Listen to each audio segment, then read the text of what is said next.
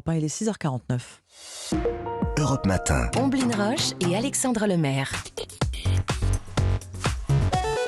L'innovation avec Anissé Mbida, bonjour. Bonjour Omblin, bonjour Alexandre. Bonjour Alice. Bonjour à tous. Votre innovation du jour, ce sont les opérateurs télécoms qui nous préparent une nouvelle façon de communiquer. Tiens, après les appels vocaux, les SMS, la visioconférence, voici maintenant les hologrammes. Ben oui, l'objectif c'est de faire comme dans les films de science-fiction, c'est-à-dire qu'on pourra discuter avec quelqu'un qui est à l'autre bout de la Terre, mais on a l'impression qu'il est là, vraiment devant soi. Il y a une démonstration qui vient d'être effectuée par les 4 plus grands opérateurs européens, donc Orange, Deutsche Telekom, Vodafone, Telefonica.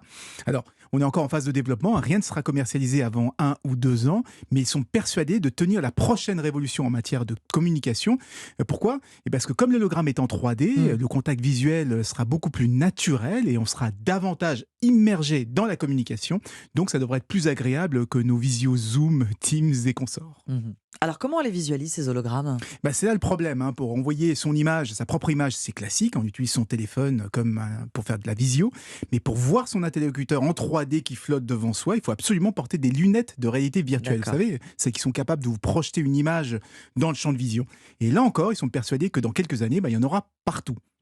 Mais ça fait quand même beaucoup de paris. Je rappelle que la caméra en façade existe sur les téléphones depuis les années 2000, il y a plus de 20 ans. À l'époque, c'était déjà une lubie des opérateurs. Ils voulaient nous pousser à faire des visioconférences, il y a 20 ans. Sauf que les gens préféraient faire des selfies avec cette caméra en façade. Et ce n'est que très récemment, avec les confinements notamment, qu'on s'est mis à la visio. Ouais, alors du coup, si on vous écoute, Anissé, il y a peu de chances que ça marche. L'avenir est imprévisible, vous savez, donc on verra.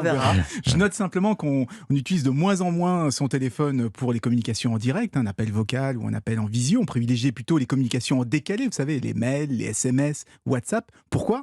Parce qu'on est plus à l'aise, parce qu'on peut prendre son temps, on contrôle parfaitement ce qu'on va répondre au lieu d'être obligé de répondre en direct du tac au tac. Et surtout, on n'est plus obligé de montrer son visage ou de laisser entendre sa voix. Et ça, c'est confortable.